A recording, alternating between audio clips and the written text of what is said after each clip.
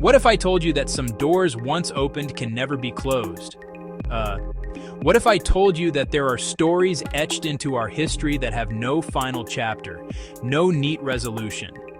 These are not fictions crafted to entertain. They are true events, rooted in the fabric of our world. They are strange.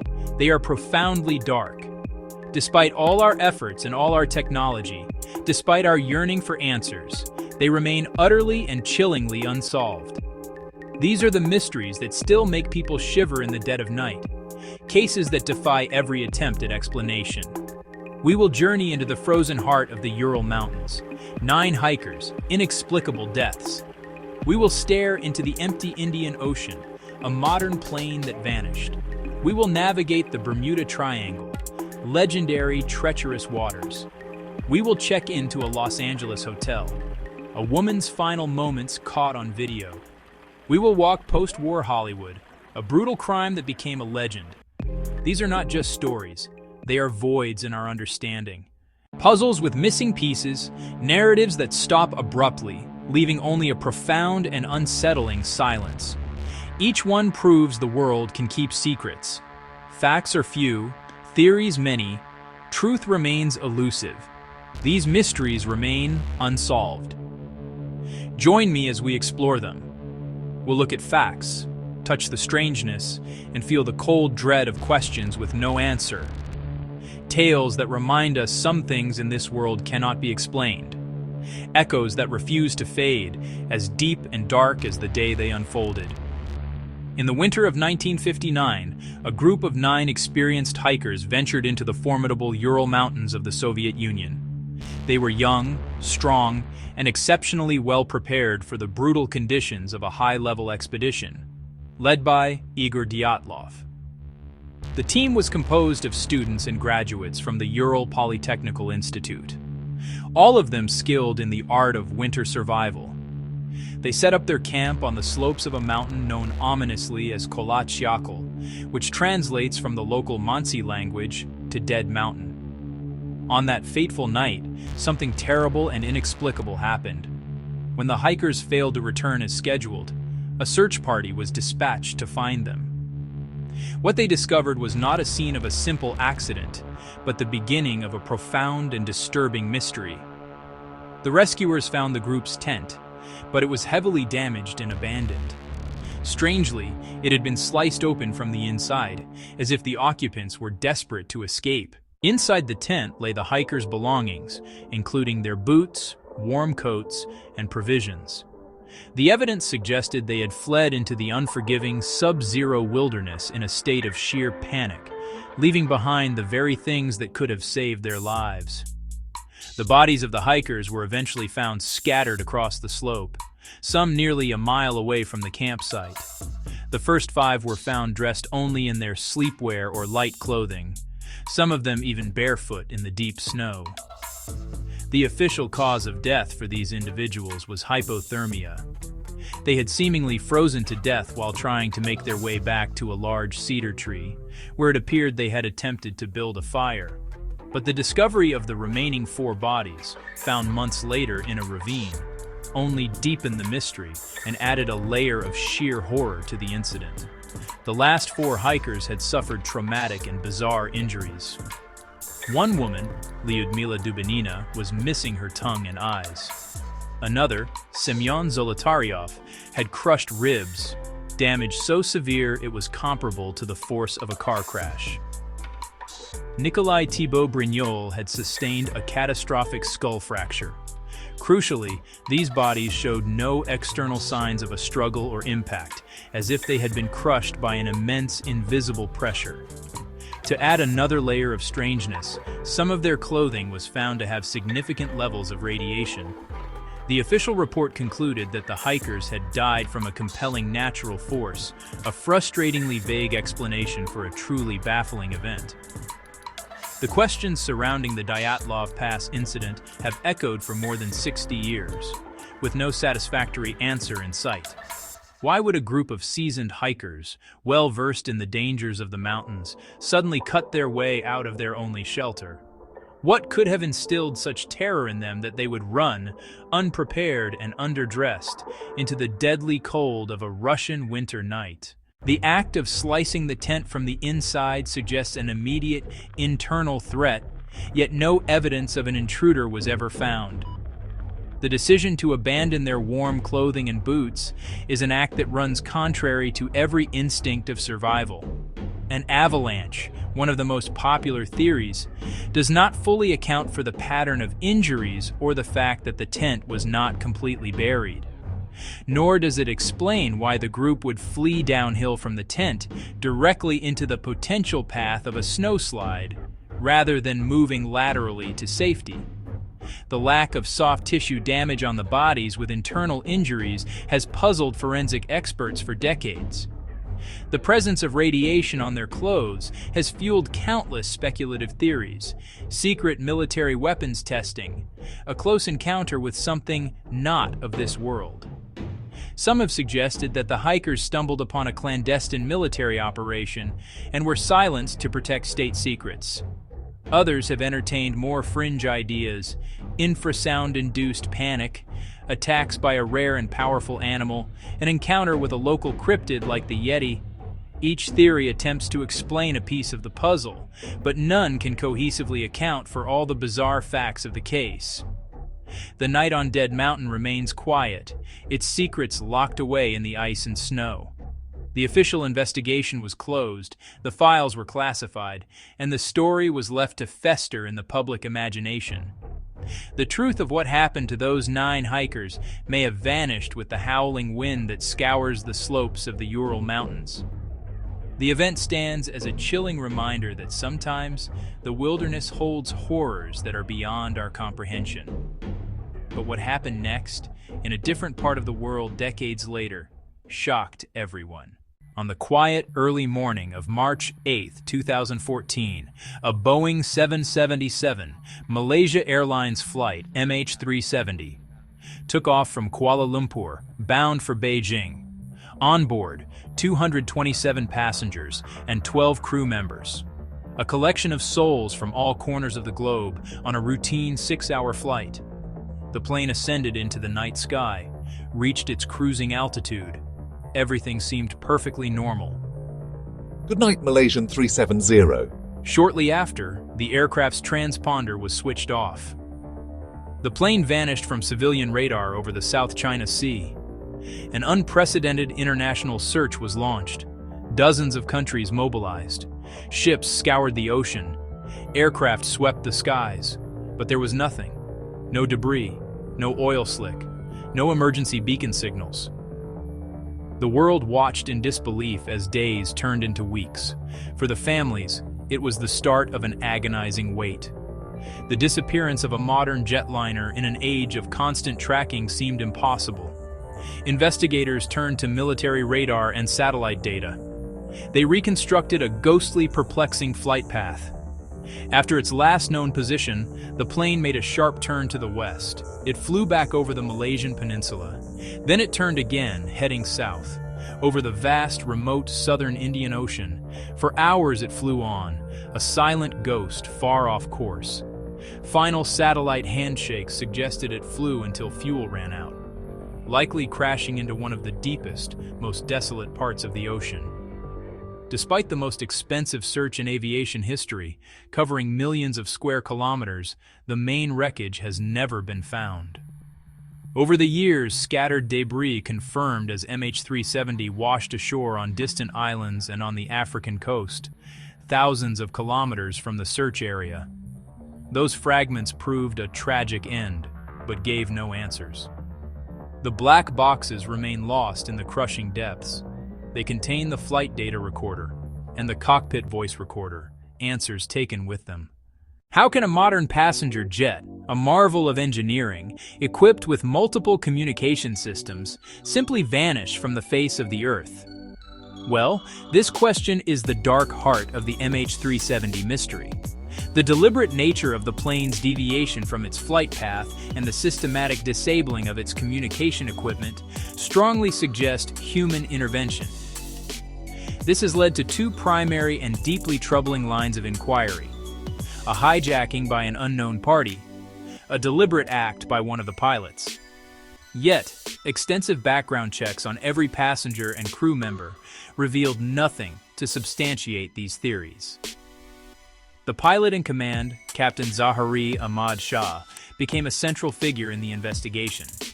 He was a highly experienced and respected pilot. Speculation arose that he may have planned the event. Reports claimed a flight simulator at his home contained a similar flight path into the southern Indian Ocean. However, no definitive motive was ever established. His family and colleagues have vehemently defended his character. The co-pilot was also investigated, but again, no evidence of wrongdoing was found. Experts have largely dismissed the possibility of a technical malfunction that could cause such a specific and sustained deviation. The silence from the aircraft is perhaps the most chilling aspect of the entire event. For nearly 7 hours after it disappeared from civilian radar, the plane flew on without a single distress call, without any attempt to communicate its situation. This long, silent journey over an empty ocean paints a haunting picture of what might have been happening inside the cabin.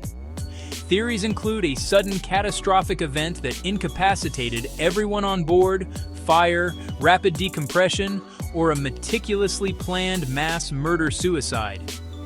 Each scenario is more horrifying than the last, and none are supported by concrete proof. The map of the ocean shows only cold black water, a seemingly infinite void. The truth stays hidden beneath kilometers of waves, in a place too deep and too vast to reach easily. The families of the 239 people on board are left without closure, suspended in perpetual uncertainty. The mystery of MH370 is a stark reminder of the limits of our technology and our knowledge, and this is where things get strange.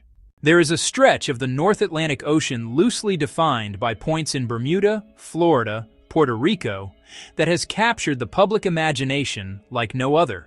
It is known as the Bermuda Triangle, or sometimes the Devil's Triangle.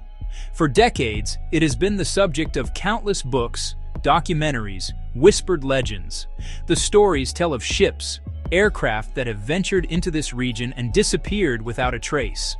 Some vanished in perfectly calm weather, sending no distress calls. Others were found adrift and mysteriously abandoned, their crews gone as if plucked from existence. One of the most famous cases is that of Flight 19, a group of 5 U.S. Navy torpedo bombers that disappeared during a training exercise in December 1945. The flight leader was heard on the radio reporting that his compasses were malfunctioning and that he was unsure of his position. He spoke of being lost, of everything looking strange, even the ocean. Then all communication ceased. A Martin Mariner flying boat sent to search for them also vanished. In total, 27 men were lost that day. No wreckage or bodies were ever recovered, fueling the legend of the Triangle's mysterious power. Sailors and pilots have reported a host of strange phenomena within the region. These include magnetic anomalies that cause compasses to spin wildly, electronic fog that appears suddenly and engulfs vessels, sudden violent storms that materialize out of clear skies. While many scientists and skeptics offer logical explanations, the Gulf Stream, unpredictable weather, deep ocean trenches, yet no single scientific theory has been able to definitively account for all the strange reports and lingering mysteries. Explanations range from rogue waves, human error, to methane eruptions. A few even suggest portals or unknown technology. In February 2013, the Cecil Hotel in downtown Los Angeles became the center of a mystery that was both tragic and deeply unsettling. A 21-year-old Canadian student named Elisa Lam had been staying at the hotel while on a solo trip along the West Coast. She had been in regular contact with her family, but then the calls and messages abruptly stopped. She was reported missing, and the Los Angeles Police Department began an investigation. It was a search that would culminate in a truly gruesome discovery, but not before the release of a piece of evidence that would go viral and haunt millions. As part of their investigation, the police released the last known footage of Elisa Lam, captured by a security camera in one of the hotel's elevators. The video is just under 4 minutes long, silent, and profoundly disturbing. It shows Elisa entering the elevator and pressing multiple buttons. When the doors fail to close, she begins to act erratically. She cautiously peers out into the hallway, then quickly retreats back into the corner of the elevator, as if hiding from someone. She then steps out again, looks both ways, and re-enters, pressing more buttons. Her movements are strange, almost unnatural. At one point, she stands in the hallway, gesturing with her hands in a bizarre, conversational manner. Finally, she walks away and the elevator doors close. She is never seen alive again. For weeks, the search for Elisa continued with no leads. During this time, guests at the Cecil Hotel began to complain about a host of problems with the water. They reported low water pressure, a strange, foul taste, a dark, unusual color. In response to these complaints, a hotel maintenance worker went to the roof to inspect the large water tanks that supplied the building. Inside one of the sealed tanks, he made a horrifying discovery. It was the naked body of Elisa Lam floating in the water. Her clothes were found in the tank with her. The discovery answered the question of where she was, but it opened up a flood of new, even more perplexing ones. How did she get onto the roof, which was supposed to be locked and alarmed? How did she manage to climb into the 4-foot-tall water tank and pull the heavy lid closed from the inside? The official autopsy report found no signs of drugs or alcohol in her system and no evidence of physical trauma or foul play. Her death was officially ruled an accidental drowning, with her diagnosed bipolar disorder listed as a significant contributing factor. Yet for many, this explanation felt incomplete, failing to account for the sheer strangeness of the case. And this is where things get strange. Well, in the cold morning light of January 15, 1947, a mother walking with her child in a residential Los Angeles neighborhood made a grisly discovery. Lying in a vacant lot she first thought was a discarded store mannequin. On closer inspection, the horrifying truth was revealed. It was the body of a young woman, severed in half at the waist, drained of all its blood, meticulously cleaned. Her face carved with a grotesque smile, a wound stretching from ear to ear.